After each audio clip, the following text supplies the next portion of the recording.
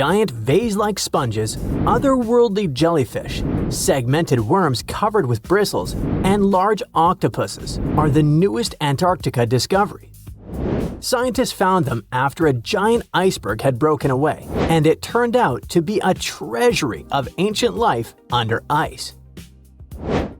In January 2025, a huge iceberg the size of Chicago, called A84, broke off from Antarctica's George VI ice shelf, which is a large ice shelf about 280 miles long, 12 to 43 miles wide, and around 820 feet thick. In the summer, which lasts from November to late February, the ice shelf melts at the surface, and meltwater ribbon lakes form. They're elongated and ribbon-like. That's how they got their name. Anyway, when the iceberg floated away, it left part of the ocean floor wide open, and it was a spot no one had ever seen before. Scientists on the research ship Falkor 2 were nearby in the Bellingshausen Sea. As soon as they heard about the iceberg, they immediately changed their plans. They understood that it was a super rare chance to check out something unknown and amazing, like lifting a rock in the forest to see what's hiding underneath.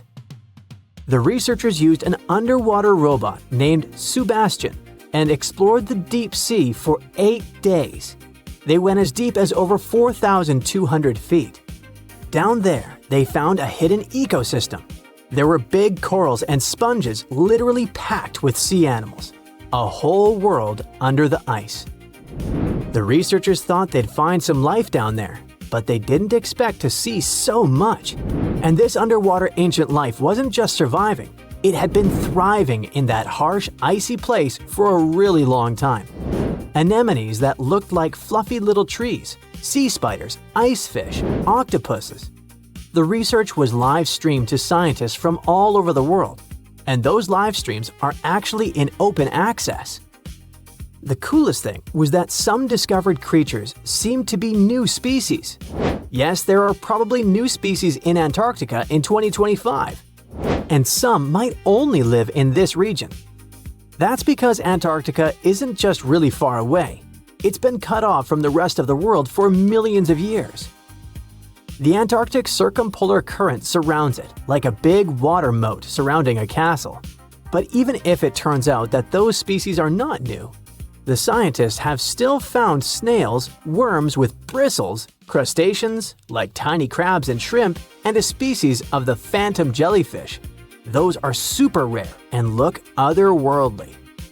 Their official name is too complicated, so let's just call them the giant phantom jelly. This jellyfish is huge. Its bell, the round umbrella part on top, can be more than 3 feet wide. It has 4 long arms that trail behind it. Each one as long as 33 feet, about as long as a school bus. Scientists first caught one way back in 1899, but it took them 60 years to realize it was a totally new kind of jellyfish. The phantom jellyfish has a see-through purplish body that looks kind of ghostly. Instead of normal jellyfish tentacles, it has these ribbon-like arms that help it catch food and pull it into its mouth right in the middle. Even though jellyfish don't have brains like we do, researchers watching the giant phantom jelly noticed something surprising. The otherworldly creature seemed to move its arms very carefully and with control, especially when swimming through tight spaces on the seafloor. It looked like it was being very cautious and deliberate. Ugh, creepy. Another sentient being? Jellyfish have a simple nerve net instead of a brain, which helps them sense the world around them. But the way this phantom jelly moved made scientists think it might be smarter or more coordinated than other jellyfish. Studying it can help scientists learn how animals without brains still manage to explore and survive in tricky places underwater. Another cool find was little worms called bristleworms. Scientists call them polychaetes. But let's stick with bristleworms because it kinda sounds fun. Lots of different kinds of them live in super cold, deep parts of the ocean. Bristleworms have bodies made of many segments, and they have tiny little bristles all along their sides. These bristles help them move around, feel what's near them, and even protect themselves from danger. One cool example is the Antarctic scale worm. It's a type of bristleworm that lives in really cold, deep waters and has shiny, golden bristles that make it look pretty fancy. During Antarctic deep-sea exploration, the team also found giant sponges shaped like vases. Usually, sponges grow very slowly. So to get that huge, they must have been growing there for a really long time, maybe even hundreds of years. Their size shows that the deep-sea animals living around them didn't just move in recently. Those sea creatures have been there for decades and managed to form thriving communities under the ice. So, it really was ancient life hiding under all that ice. And that surprised scientists a lot. In older studies, people used to drop cameras through holes in the ice or visit iceberg areas long after the ice had broken off to explore hidden ecosystems. Back then, they mostly saw bare, empty seafloor with just a few living things. But this time, the team arrived just weeks after the giant iceberg broke away, and they got to see what was hiding right underneath it. The first 9 miles behind the ice shelf can hide rich and busy ecosystems. The area is dark, cold, and hidden for ages, and still, all kinds of creatures live there. This shows that life can survive in places that seem too harsh or frozen for anything to live. On the other hand, finding all this life down there isn't super surprising. Lots of animals live in dark, cold places underwater, so it makes sense that they'd be under the ice shelf too. The ice kind of hides them and keeps them safe from anything going on above. But what's weird is how many different kinds of creatures live there, even though it used to be a really closed-off space. It actually looks a lot like the seabed in parts of Antarctica that don't have ice on top. How can that be? Usually, tiny plants called phytoplankton grow near the surface where sunlight hits. Little shrimp-like animals called krill eat those plants at night. When krill get full, they sink down and bring food and nutrients to the ocean floor. Even their waste helps feed the deep-sea creatures. But if there's a huge ice cap above, sunlight can't get through, so no plants can grow there and no krill bring food down that way. Scientists thought this would mean less food and fewer animals down there, but they found a lot of life anyway. Turns out, food and nutrients probably sneak in under the ice, carried by underwater currents, kind of like rivers flowing under the ocean. Scientists found some animals that lived a long time, so it looks like those currents, which mostly come from melting glacier water, bring enough food to keep the ecosystem healthy and full of life. No one really knows what's going to happen to all that deep-sea life now that the iceberg has floated away. Those creatures have lived under the thick ice for who knows how long, in super stable, pitch-black conditions. Obviously, they're not exactly fans of change, so losing that icy roof might totally mess with their whole setup. One of the scientists mentioned that the ice shelf the iceberg came from has been creeping backward, like 25 miles over the last 50 years. That's a part of a bigger pattern.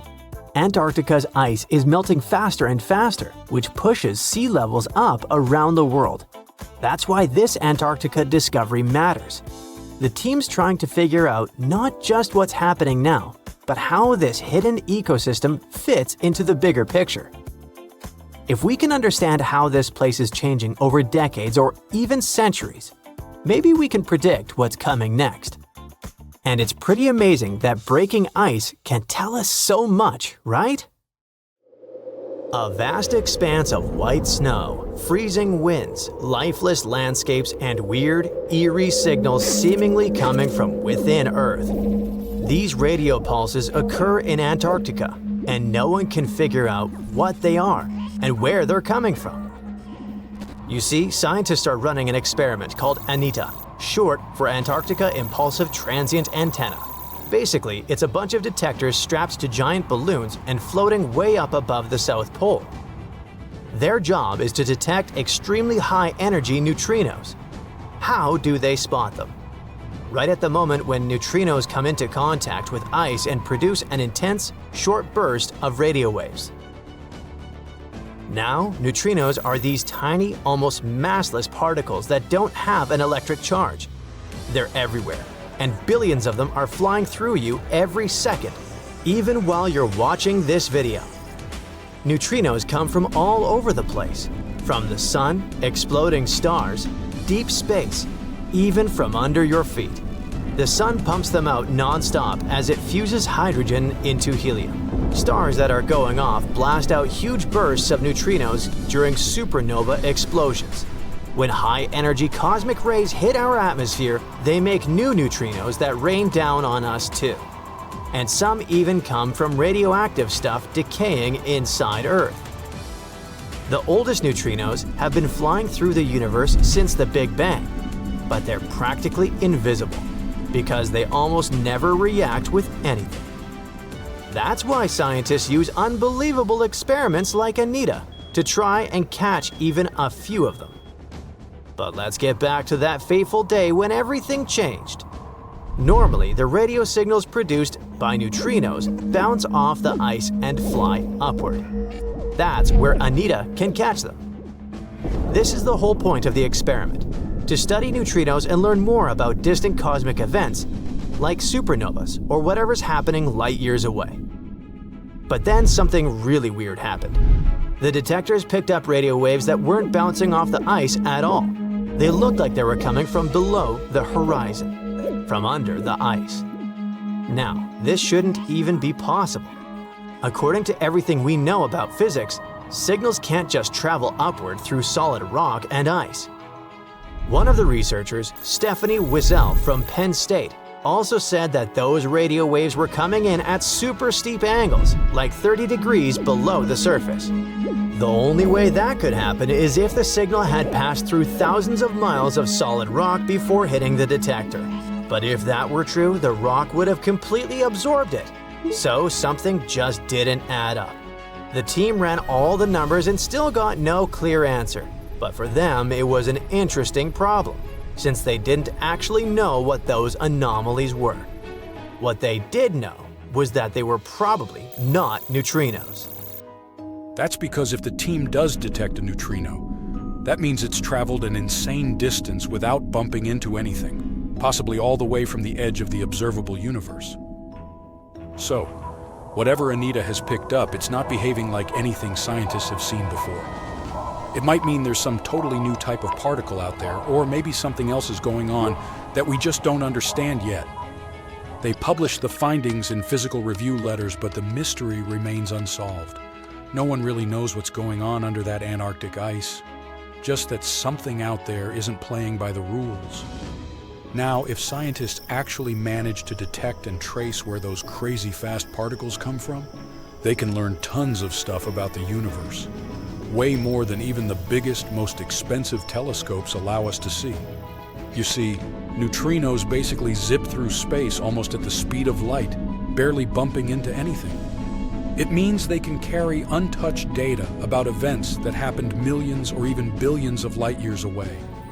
That's why Wiesel and a bunch of other researchers around the world have been building these insanely sensitive detectors to catch neutrino signals. Even the tiniest ones are super important, because in this field, one tiny blip of data can hold a treasure chest of information. So, researchers have been designing setups in both Antarctica and South America to catch these rare particles. Anita is one of those detectors, and Antarctica's the perfect spot for it. There's hardly any radio noise, there are no cities, no traffic, and no random interference. The setup is actually pretty cool. They attach a cluster of radio antennas to a giant balloon, send it a few dozen miles up into the sky, and make it float over the endless stretches of white ice. From up there, it points downward, listening for faint radio signals coming from deep inside the ice. When one of those super rare neutrinos, specifically a tau neutrino, hits the ice, it creates another particle called a tau lepton. That lepton then shoots out of the ice and starts breaking down, losing energy and turning into smaller bits. That decay process gives off what's called an air shower, kind of like a spray of invisible sparks flying through the air. If we could actually see those air showers with our eyes, they'd look like someone waving a sparkler through the dark.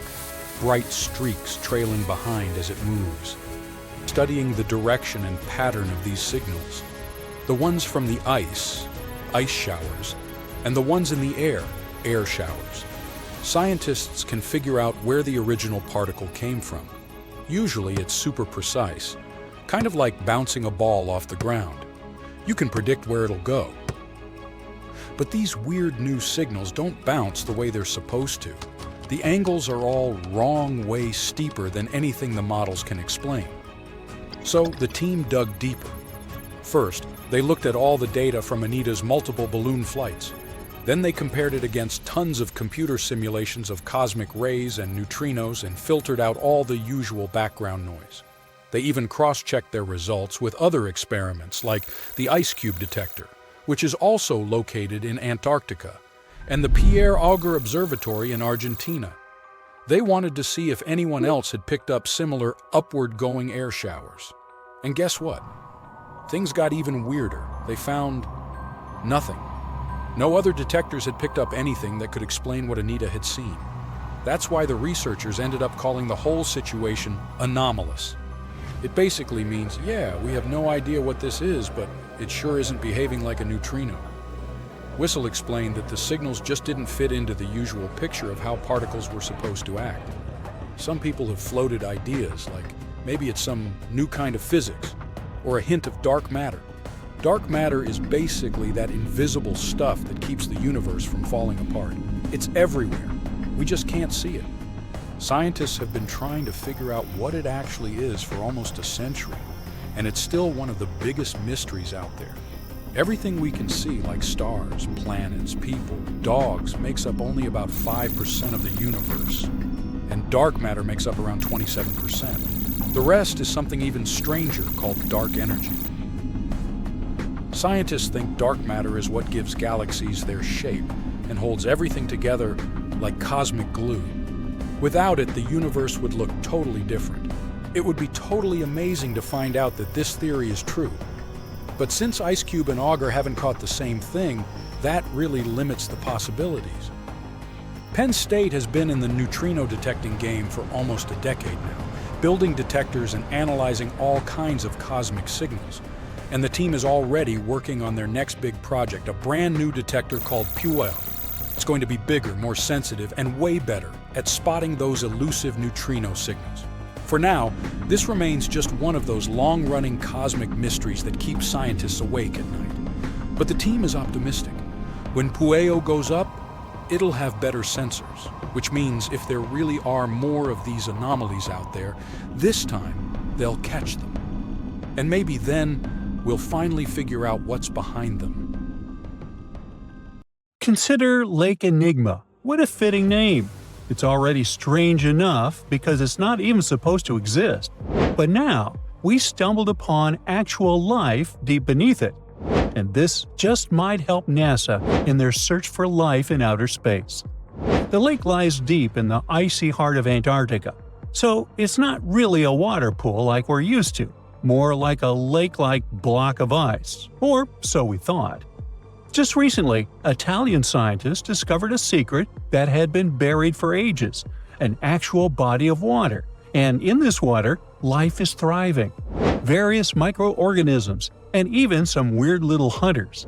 Which is super weird, since Enigma sits in a remote and harsh corner of our planet, the northern Victoria Land in Antarctica. The entire South Pole is cold, but in this place, temperatures can plummet to a horrifying minus 41 degrees Fahrenheit, though on average it's around 7. Chilly. Like we said, this lake shouldn't even be there at all. Antarctica is technically the largest desert on Earth, even though it's covered in snow, because it's super dry. There are zero rains, truly little snowfall, and the sun barely evaporates anything. And even if there is some water, the insane winds make sure to dry everything out super quickly. Putting on our thinking caps, this lake should lose an unimaginable 7 million cubic feet of water every year. Yet, the water remains. Why? No one knows. Scientists say there could be something deep underground that refills it constantly. They just have no idea what that might be. Maybe deep underground rivers, melting ice, or something else entirely. But hence the name, the Enigma Lake. The block of ice we mentioned is permanent and super thick, at least 36 feet of it, and that's higher than a 3-story building. So researchers decided to check out if there's anything beneath it. They used a so-called ground-penetrating radar, a super smart echo detector for the ground. This radar sends invisible radio waves into the Earth. When they hit something underground, like rocks, water, or anything else, they bounce back to the device. By measuring how long it takes for the signal to return and how strong they are, we can determine the distance and what exactly the radar hit. That's how animals like bats, whales, and dolphins can see underwater. And we humans stole this cool nature idea to research buried structures and hidden caves. Scientists used this device all over the Enigma surface. This way, they were able to create an entire map of this under-ice world beneath. The water itself wasn't surprising. It's the unique ecosystem in it that shocked them. Unfortunately, no secret monsters or extraterrestrial secrets this time. But there are microorganisms there that may not exist anywhere else on Earth. Somehow, these creatures have managed to survive in complete isolation and extreme cold. It's not that we don't know these microorganisms, we've met them before, just not exactly like this. There are a couple groups hanging out down there. The first one is Bacteroidota.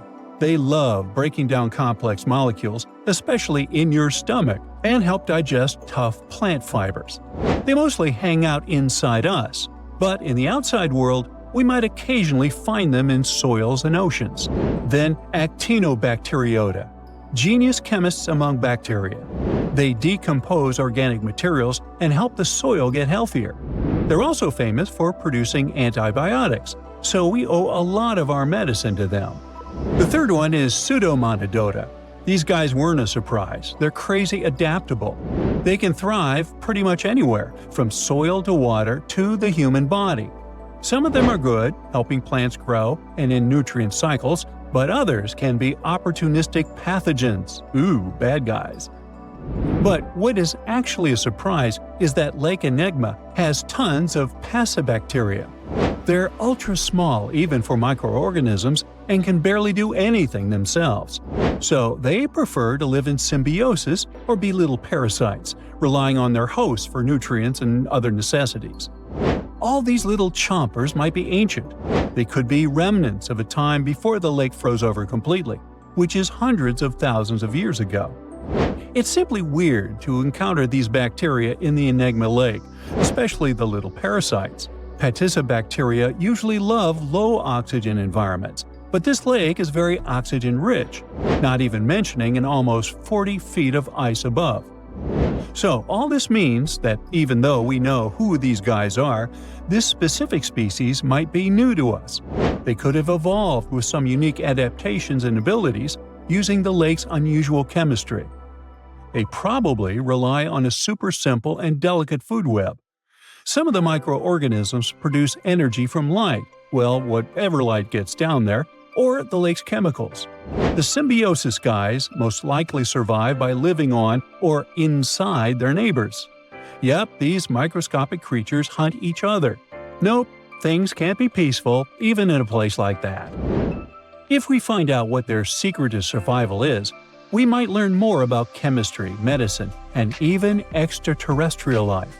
Because if life can endure such extreme conditions, then it can probably appear pretty much anywhere, including our closest neighbors, Europa or Enceladus, the moons of Jupiter and Saturn. They definitely hide oceans beneath their frozen surfaces, and now there's a very high chance there might be some life there. Antarctica must be the closest thing we have to extraterrestrial exploration before we actually land on other planets. It's full of hidden mysteries and surprising creatures. Even outside of Lake Enigma, the South Pole harbors life. Just take the McMurdo dry valleys, which are often referred to as Earthly Mars. These are among the most mysterious and extreme places on our planet. They're stretching across Victoria Land in Antarctica, and this is one of the driest places on Earth. Makes sense if you remember the name. Surprisingly, unlike other parts of the South Pole, this land is almost entirely devoid of snow and ice, just lots of super cold ground. There might even be some sand dunes nestled here and there between the rugged mountains. The ground is mostly covered in loose gravel, scattered with ancient rocks made of granite, and something interesting called gneiss, just spelled differently. It's the type of rock that's been through a lot, literally. It's usually born when granite and sedimentary rocks have to endure insane pressure or horrifying heat for a while, a process called metamorphism. These conditions are so intense that they literally rearrange the minerals into layers. That's why gneiss has such beautiful foliated looks. It's the planet's version of baking a layered cake. It's amazing because this place is almost exactly the way it was millions of years ago. These valleys are frozen in time, and they give us a little glimpse into Earth's distant past. And that includes life. Once again, local winds are absolutely terrifying gusts of cold air racing downhill, and they evaporate snow faster than it can even melt. So, logically, you shouldn't find much water here, not even mentioning life. But somehow, you can still stumble across frozen lakes and saline ponds in the dry valleys. And local life stretches all reason and our understanding of biology. It exists inside the rocks themselves. Microorganisms are hidden in slightly moist cracks and crevices. Deep inside, there's endolithic bacteria. These guys are super chill. Instead of moving around like other microorganisms, they always stay put inside their little rocky homes. How do they survive? Through photosynthesis. Just like plants, they take teeny tiny parts of light that gets in crevices and acts like little solar panels, getting energy from the sun.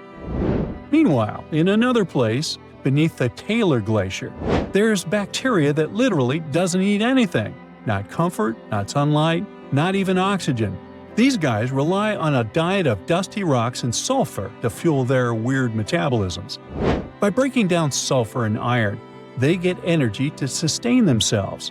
This way, they easily survive in deep seas at sub-freezing temperatures, completely cut off from sunlight, oxygen, and the world itself. This place is fascinating for both its life and the lack of it. In some parts of the valleys, like University Valley, yes, that's what it's called, the permafrost is so harsh that no microbes were found at all. This might be one of the only places on Earth where life appears to be completely absent, a quite scary idea. Anyway, now scientists are thinking about learning more about Lake Enigma and drilling this Mars-like environment, exactly for that reason, to see how we could get samples from Mars in the future. Antarctica, a snowy world of about minus 46 degrees Fahrenheit, covered in ice for millions of years. But it wasn't always this way.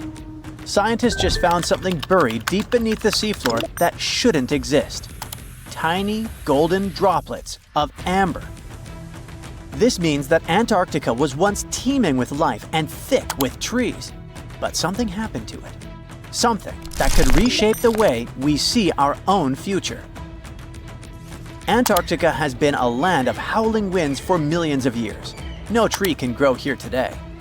But scientists who studied those lands decided to drill deep beneath the Antarctic surface. They went thousands of feet below the ice, pulling up ancient layers of sediment. And there, trapped in time, they found tiny pieces of golden amber. Amber is basically fossilized tree resin.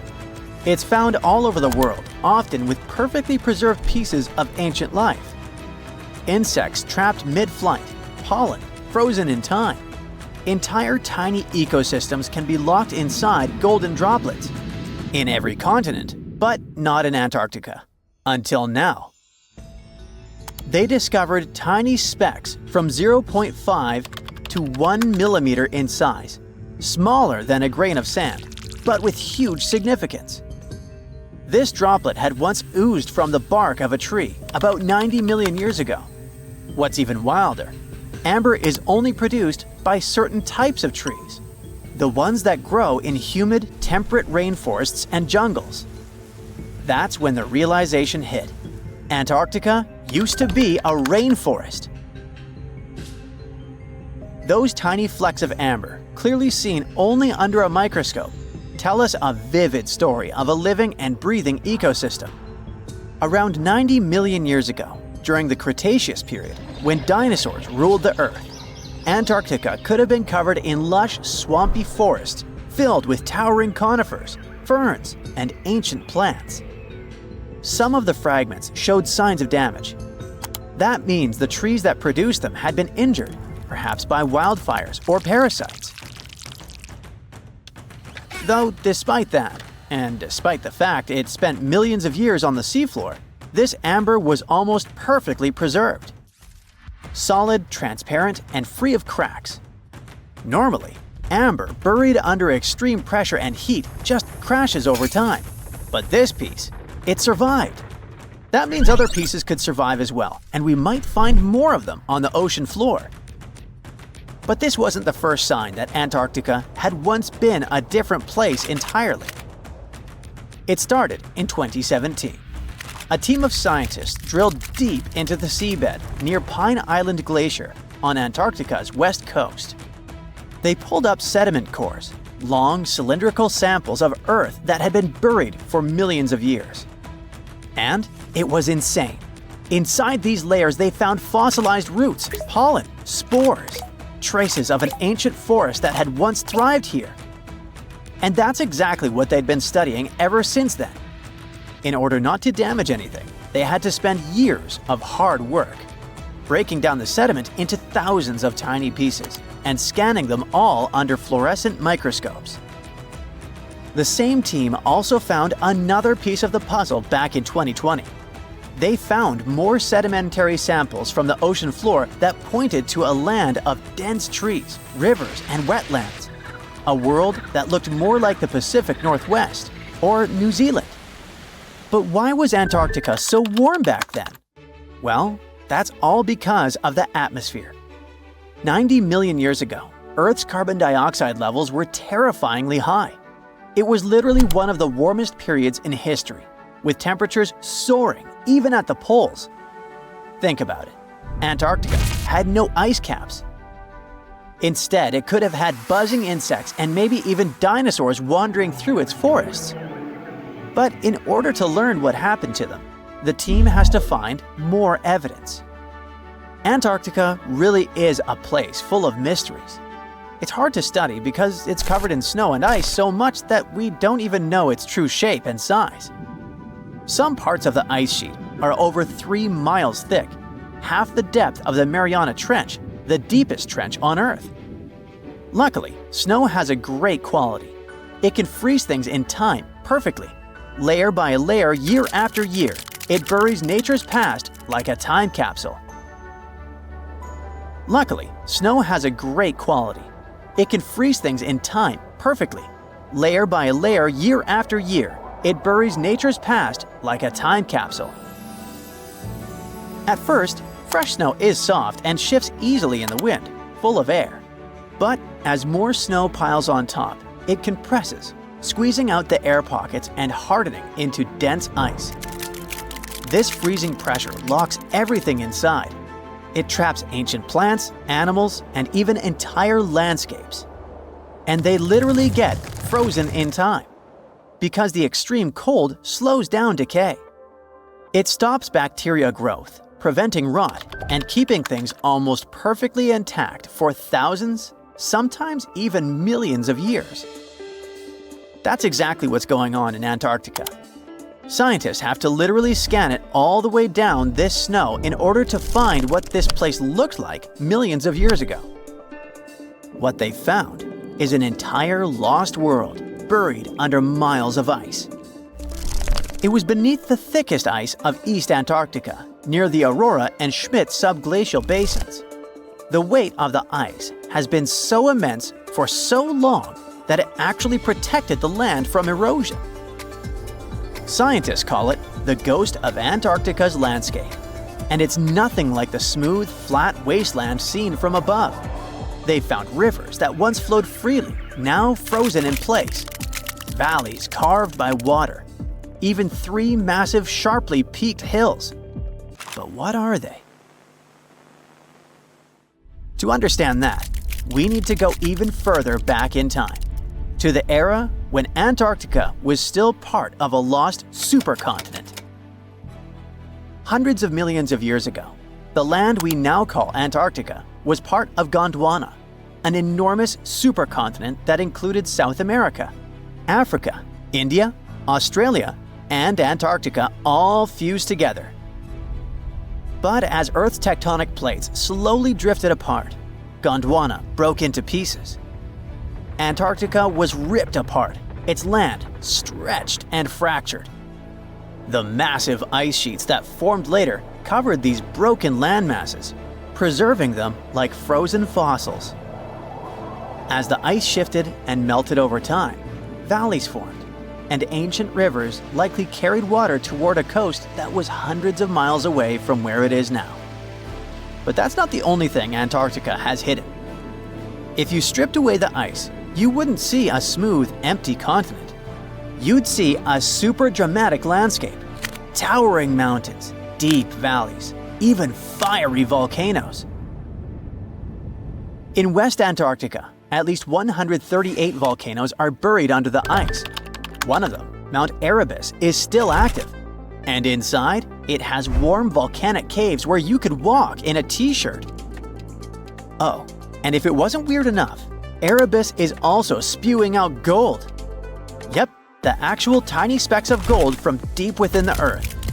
Scientists believe this happens because magma, the superheated semi-molten rock beneath the Earth's surface, carries liquid gold with it as it rises. Every single day, Erebus releases about 0.2 pounds of it. That's worth around $6,000 per day. In a year, that adds up to 64 pounds, or more than $2 million, floating into the sky. Unfortunately, before we grab shovels, we gotta remember that those are just microscopic particles. They're often smaller than 60 micrometers, thinner than a human hair. Not even mentioning that they're scattered around up to 620 miles away from the volcano itself. Finding them is nearly impossible. But that just shows that even in such a harsh place that looks just like a white desert, there are still many fascinating mysteries to discover.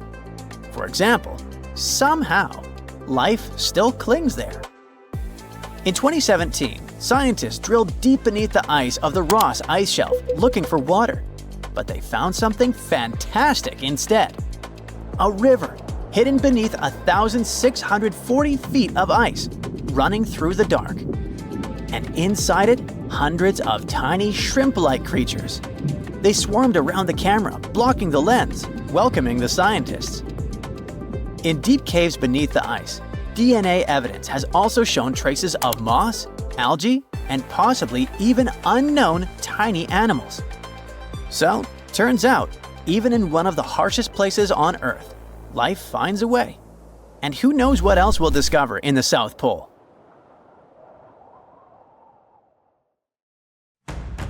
The whole internet is buzzing about an unusual discovery on Google Maps in Antarctica. Southeast of Japan's Showa Station, someone noticed a giant door standing out in the icy landscape. Some call it Bigfoot's vacation home, or a shuttle from Star Trek. Others say it's a blown-off Boeing door that somehow ended up in the snow. Scientists have a way less exciting explanation. It looks like the so-called doorway is actually part of fast sea ice. It floats near the coast where the water is shallow and islands are scattered around. This spot could simply be an iceberg that got stuck and is slowly melting right where it is. You can see other icebergs nearby in the same area. Ice flowing around a solid underwater rock could have formed a natural pattern. The ice is pretty thin here, and because of the rocks underneath, the ice forms unique shapes. Geologists add that the mysterious find is just a rocky ridge sticking up because the ice level has dropped a bit. The top of it is the ridge, and the sides are two snow tails, long streaks of snow shaped by the wind. These snow tails show which direction the wind usually blows in this area. The previous mysterious Google Maps find in Antarctica was a pyramid that turned out to be a mountain. You can easily find it if you scroll all the way to the Ellsworth Mountains. It's the tallest mountain range in Antarctica, and it stretches for almost 250 miles.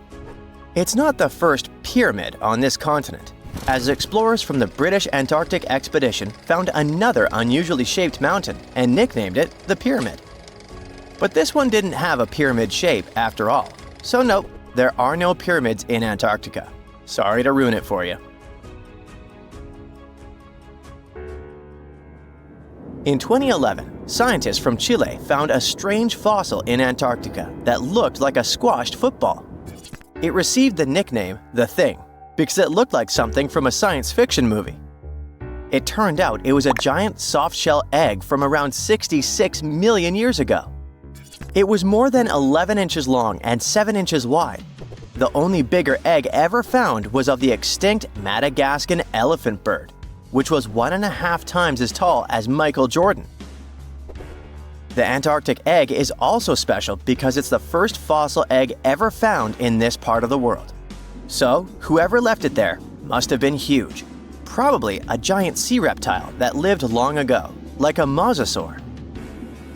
This is surprising because most scientists thought these creatures didn't even lay eggs. The egg is also unique because it has a thin eggshell and no pores, which is totally different from most dinosaur eggs. Scientists did a lot of work and studied 259 types of living reptiles, like lizards and snakes, and their eggs. From this, they figured out that the creature who laid the egg was probably at least 23 feet long, not counting her tail. During the late Cretaceous period, this part of Antarctica must have served as their nursery. Paleontologists have found bones of tiny mosasaurs and plesiosaurs in the same area, as well as bones from the grown-up ones. If you've ever lost your ID and still can't find it, try looking under the Antarctic ice. Well, at least it worked for a man who was reunited with his security access card after 21 years. Rod Budd, a technician studying sea life on the Antarctic seafloor, spotted the card while he was diving at a place called Cape Evans. Rod thought it might be a credit card, so he put it in his pocket and kept working. When he took a closer look, he realized it actually belonged to someone named David McCaw. The card stayed with the research institute where Rod worked for 8 more years, until they finally managed to find David. It turned out that he had never been to Antarctica. In 2003, someone broke into his car in Wellington, New Zealand, and they tossed the contents of his briefcase into the harbor. So, the card traveled over 2,400 miles in 13 years. There aren't even ocean currents that move directly from Wellington to Cape Evans. If the card went through different ocean currents, the journey would take around 1,000 years. So maybe it got attached to something else that could float more easily, like a piece of debris or a plant that can grow on objects and make them buoyant. Or maybe the person who took David's briefcase was on a ship that went to Antarctica. Or the card somehow stuck to the bottom of a research boat that ended up there. In case you want to see probably the coolest find from Antarctica, you gotta head to the 2025 World Expo in Osaka, Japan. They'll display a meteorite the size of a rugby ball that came all the way from Mars. A Japanese research team found it in Antarctica in the year 2000. They believe a massive asteroid impact blasted the meteorite off its home planet before it traveled through space and landed on Earth. It's one of the largest Mars meteorites ever found, weighing 28 pounds. Scientists studied the gas inside the rock to confirm it's from Mars, and they also found special minerals inside that form when water is present. This means Mars likely had water a long time ago. So, studying the rock may help us learn more about whether life could have existed on the red planet. A team of sound experts found a huge underwater canyon in Antarctica, thanks to bad weather. They had to pause their work at the Casey Research Station. Instead of waiting around, they decided to use the unexpected free time to map the seafloor near Adams Glacier. And that's how they found a canyon that is almost 7,000 feet deep, almost 30,000 feet wide, and stretches over 28 miles away from the glacier. The icebreaker they were on uses a special tool called a multi-beam echo sounder. It sends out sound waves in a fan shape under the ship, then listens for the echoes to create a detailed map of the ocean floor. During the mapping, they discovered just part of the canyon before they had to return to the research station. But when bad weather returned, the ship went back and mapped even more of it. They were working among waves up to 13 feet high and winds up to 50 knots, but they still managed to get about 15 hours of data to complete their map. On their way back to Australia, they stopped one last time to fill in any missing spots on the map. This advanced mapping technology is helping scientists learn more about the history of glaciers and ocean interactions in Antarctica. A scientist was browsing through satellite images for brown trails of penguin droppings and found 4 new colonies of emperor penguins in Antarctica. This means there are now 66 breeding colonies for this vulnerable species. These new colonies likely have been around for years, though they're mostly small, with fewer than 1,000 pairs of breeding penguins each. Some of these colonies are close to other penguin areas, like the one that's not far from an old research station that never reported penguins nearby. One of the new colonies was found close to a place called the Lazarev Ice Shelf, where there used to be a larger penguin colony. They thought this colony went extinct in 2019, but it seems the penguins have just moved a bit because of changing sea ice conditions. If we add the newly found penguins to the total population of this breed, it doesn't change the picture a lot. But it can help scientists see how emperor penguins adapt to the changing conditions.